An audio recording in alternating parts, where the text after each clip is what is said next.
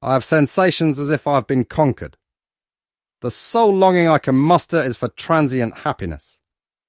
I know it won't endure, yet I wish to experience it at least once in life.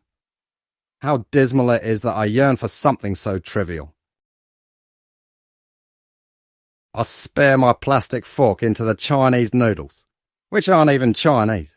I'm the only one here in the cafe with no one to converse with. Even if I knew someone, I'd likely still remain seated alone. I've constructed around myself an impregnable atmosphere akin to that of a Celtic warrior. Nevertheless, I occasionally feel desolate, and it fucking hurts a lot. There's no remedy. I must endure it, swallow it, and move on. On my phone, there are many messages, none from her. I've sacrificed her in my mind multiple times on the altar of my ancestors' bones. Yet she still returns, reminding me of my solitude. I banish from my mind the useless thought of my peace self. Weak, insignificant, I never stood a chance of becoming what I aim to be. God has decided, and I bear the consequences of his decision. Hey, long time no see.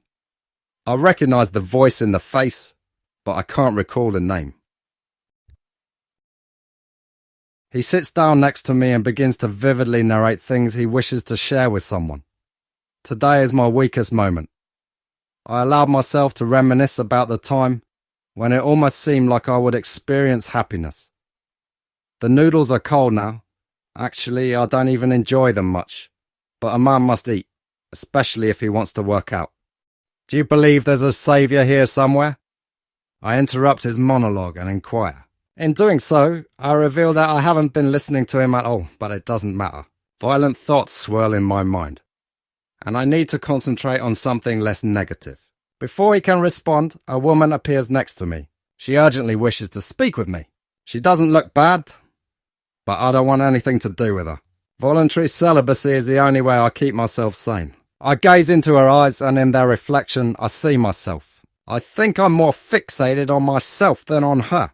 All I see is my potential, and a physical vessel, afraid to sacrifice and achieve something remarkable. Sorry, I have to go. Text me or call me later. At this moment, I'm willing to promise anything, just so I can be alone again. I rise and leave. It's not so bad to be alone. We always sacrifice too much energy in the pursuit of others' company, especially women. I'll never be happy, but I promise I'll know what it's like to conquer before I die. Today I feel like I'll start a fight in the street.